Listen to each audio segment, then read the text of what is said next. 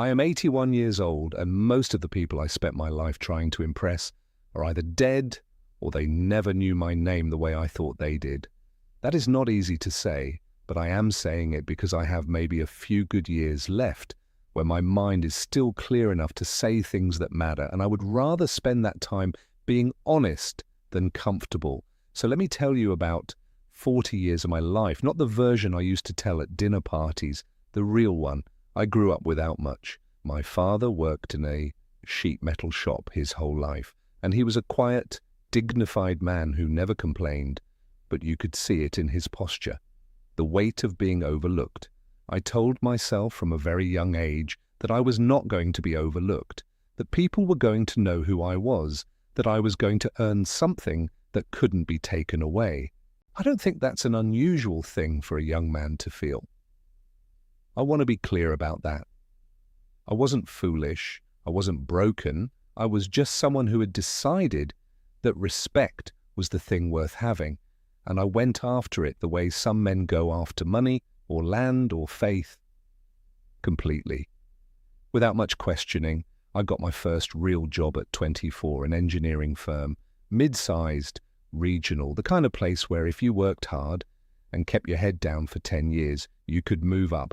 And I did exactly that. I worked. I was the first one in most mornings. I volunteered for the projects no one else wanted. I said yes to overtime without being asked.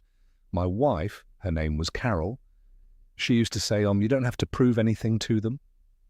And I would smile at her and say something like, I know. And then I would go back to work the next morning, the same as before. I thought she didn't understand ambition. Now I think she understood everything I didn't. The people I was trying to impress were not bad people. That's something I want to say clearly. My managers, my colleagues, the senior partners, the men whose opinions I was quietly organized my entire professional life around, they were just people. They had their own worries, their own families, their own debts and disappointments. They were not thinking about me the way I was thinking about them. I know that now. I'm not sure I could have accepted it then.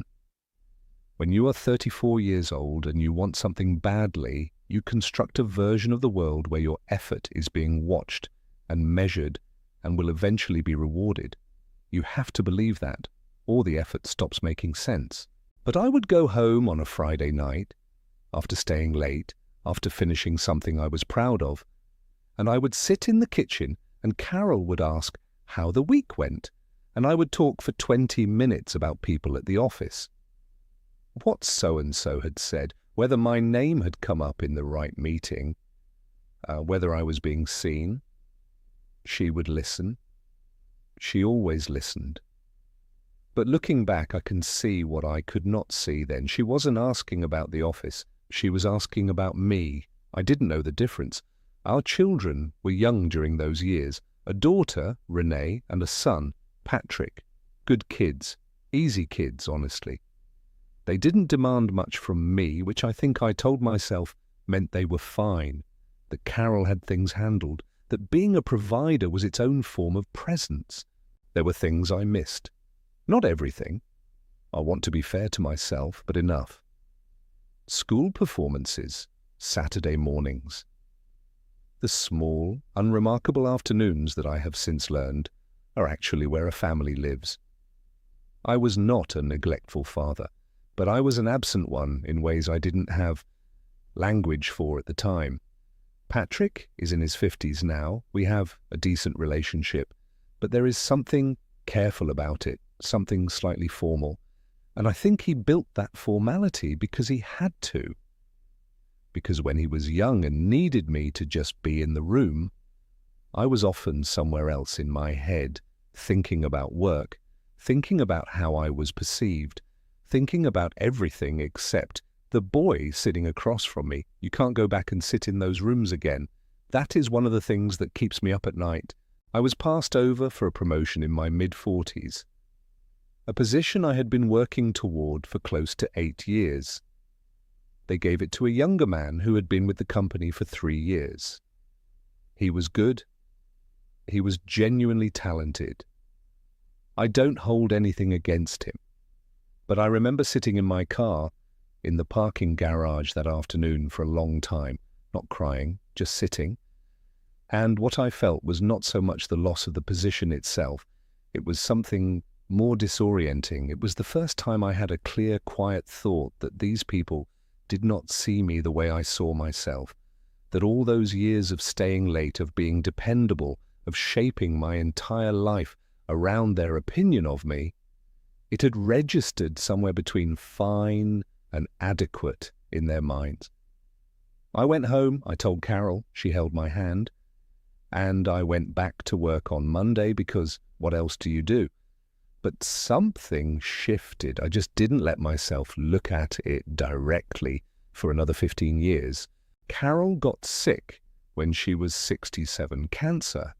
We had about 14 months from the diagnosis to the end.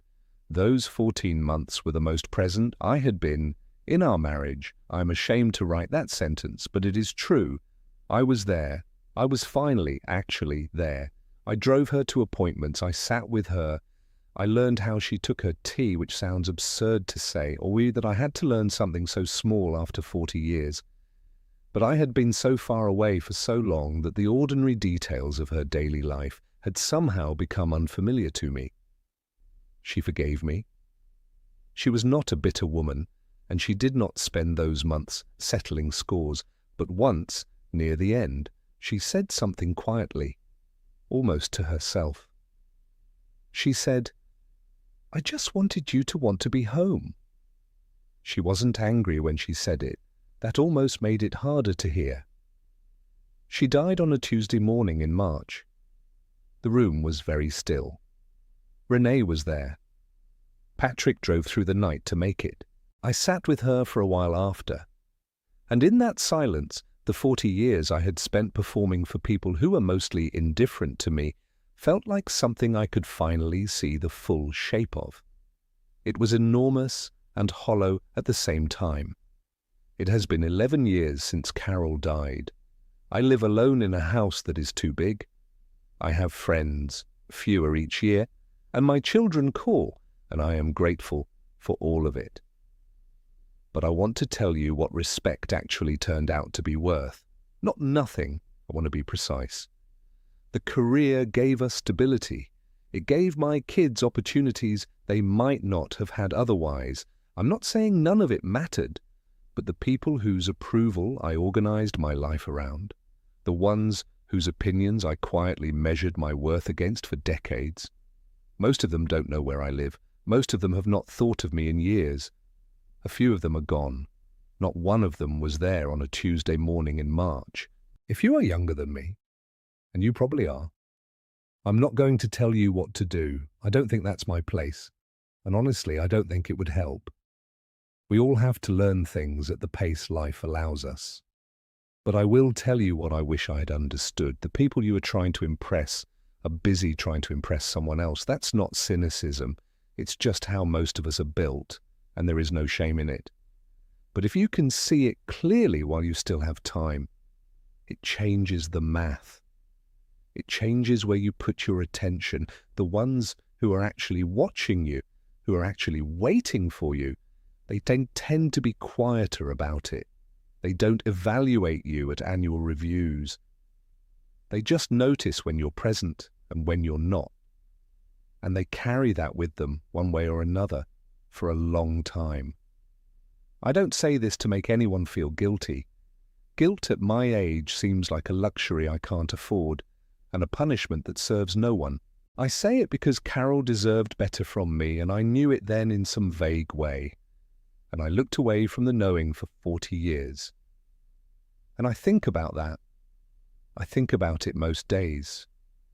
I'm not sure how many clear years I have left. The body communicates more insistently now. I sleep more. I move slower. I sit in the evenings and watch the light change outside the window, which is something I never had patience for when I was younger. I have learned to find it beautiful. That is something, I suppose. If this stayed with you in any way, I'd be glad to know, not for my sake particularly. I just think it helps sometimes to know that someone else has already walked far enough down a road to tell you what's at the end of it. That's all I wanted to do here. That's all this was.